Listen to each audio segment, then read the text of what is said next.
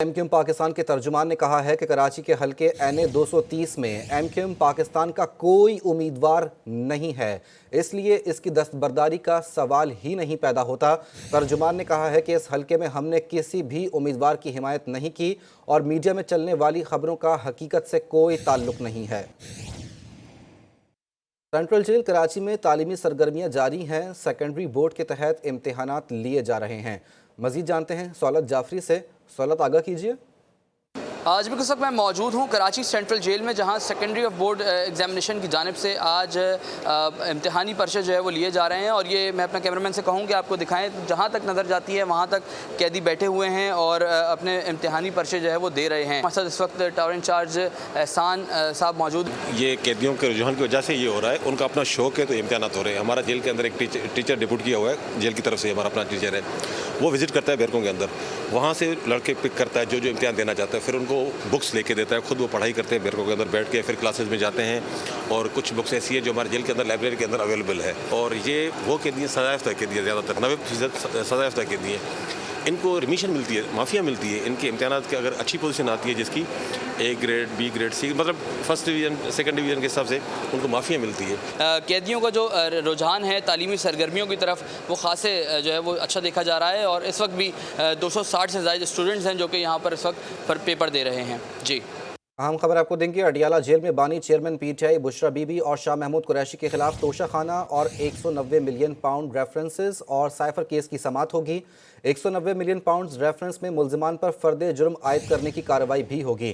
مزید جانتے ہیں رئیس احمد خان سے۔ رئیس آگاہ کیجئے، کب تک سماعت شروع ہوگی؟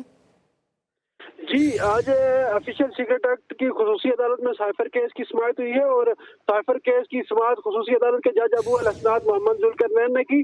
سائفر کیس میں پروسیکیوشن کے 4 گواہان نے آج وکلائے صفائی کی جانب سے ان پر جیرا کی گئی ہے۔ گواہان میں cipher assistant Muhammad Nauman, P R O foreign office Iqra Ashraf, deputy director وزارت خارجہ شامون قیصر اور deputy director foreign office Imran Sajid شامل تھے۔ بانی پی ٹی آئی اور شاہ محمود قریشی کمرہ عدالت میں موجود تھے۔ پروسیکیوشن کی جانب سے اسپیشل پروسیکیوٹر رضوان عباسی اور ذوالفقار عباس نقوی ٹیم کے ہمراہ عدالت میں پیش ہوئے۔ بانی پی ٹی آئی اور شاہ محمود قریشی کے وکلاء اسکندر ذوالقرنین، علی بخاری، عثمان گل اور خالد یوسف چودھری ایڈوکیٹ بھی عدالت میں پیش ہوئے۔ عدالت نے سائفر کیس کی سماعت جو ہے کل تک ملتوی کر دی ہے۔ سماعت سے قبل بانی پی ٹی آئی چیئرمین اور شاہ محمود قریشی کی نگراں وفاقی حکومت کا بجلی کی قیمت کم کرنے کے لیے ایک اور بڑا فیصلہ۔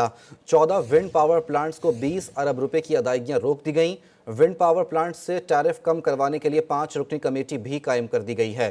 مزید جانتے ہیں ایڈیٹر نارتھ سہیل اقبال بھٹی سے۔ بھٹی صاحب بتائیے۔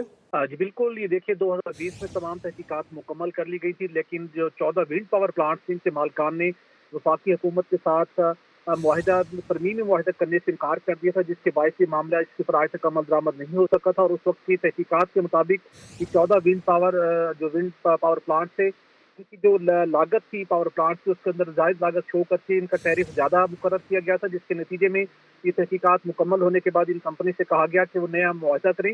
معاہدہ جب نہ کیا گیا تو اس کے بعد 20 روپے کی رقم جاری ہونی تھی، جو کہ ان کے ڈیو سے وہ روک لیے گئے ہیں۔ اس کے ساتھ اب پاور ڈویژن نے کابینہ کمیٹی برائے توانائی کو سمری ارسال کرتے ہوئے نئی حکمت عملی پرپوز کی، جس کے مطابق ان 14 آئی پی پی ونڈ پاور پلانٹ کے ساتھ اور شوگر ملز کے جو پاور پلانٹس ہیں ان کے ساتھ نیا معاہدہ کرنے کے لیے ضروری ہے کہ نئی حکمت عملی کے مطابق ان کو انگیج کیا جائے، اور M D P T I B کی سربراہی میں 5 رکنی کمیٹی کی سفارش کی گئی ہے، اور اس کے ساتھ مظفر آباد میں جو پانی کا مسئلہ ہے اس مسئلے کو بھی حل کرنے کے لیے کابینہ کمیٹی برائے توانائی کا اجلاس 26 جنوری کو منعقد ہوگا، جہاں پہ یہ فیصلے کیے جائیں گے۔ مٹیاری میں انتخابی سرگرمیاں تیز ہو گئیں۔ قومی اسمبلی کی ایک اور صوبائی اسمبلی کی 2 نشستوں پر مقابلے کا امکان ہے۔ پیپلز پارٹی کی جانب سے سابق رکن قومی اسمبلی مخدوم جمیل الزماں اور نون لیگ سندھ کے صدر بشیر میمن کا آمنا سامنا ہوگا۔ جمن چوہان کی رپورٹ دیکھیے۔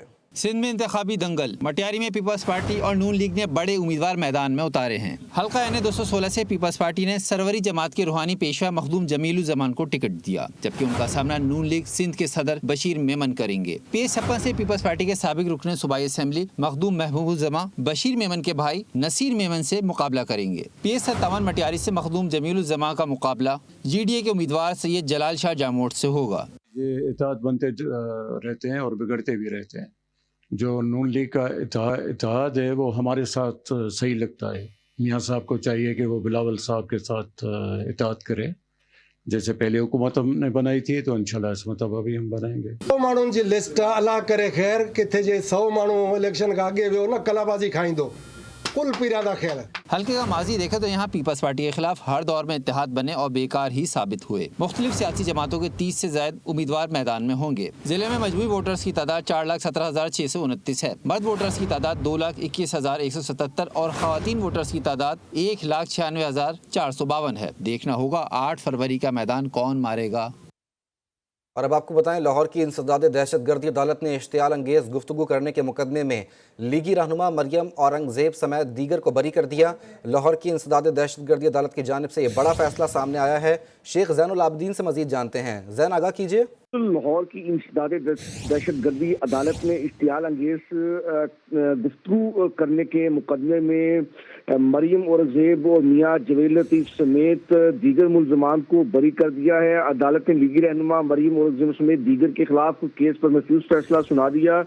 दीगर में साबिक MD PTV Sohail Ali, director news PTV Rashid bag शामिल हैं। वकला ने अदालत में बरी की दरखास्तों पर दलाइल मुकम्मल किए थे, जिसमें कि मौक़िफ़ अख्तियार किया था कि मुकदमा 5 रोज़ की ताख़ीर से दर्ज किया गया। मुकदमे में बताया गया कि TV पर इश्तियाल अंगेज गुफ्तगू हुई। मुकदमे में TV चैनल का नाम नहीं बताया गया। बहुत शुक्रिया शेख ज़ैनुल आबिदीन। और अब आपको बताएं, पारा चिनार ज़िला कुरम में कौमी असम्बली की एक और सूबाई असम्बली की 2 नशिस्तों पर इंतखाब होंगे। मज़ीद तफसीलात गुलफाम हुसैन तूरी की इस रिपोर्ट में।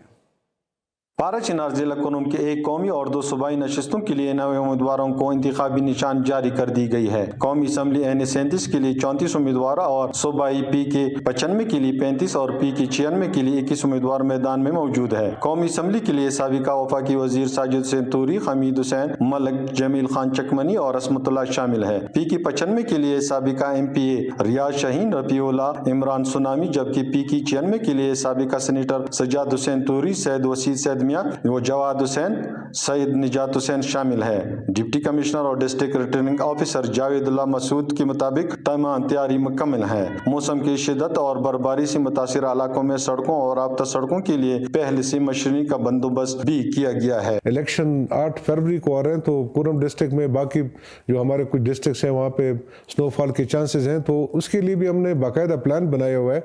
हमने वोटर्स को फैसिलिटेट करना है इंशाल्लाह। इलेक्शन के उम्मीदवारों में साबिका पार्लियामेंटेरियन, सियासी जमातों, आजाद उम्मीदवारों समेत हिज़्ब साबका सिर्फ बैलेट पेपर तक महदूद रहने गैर फाल और गुमनाम उम्मीदवारों की।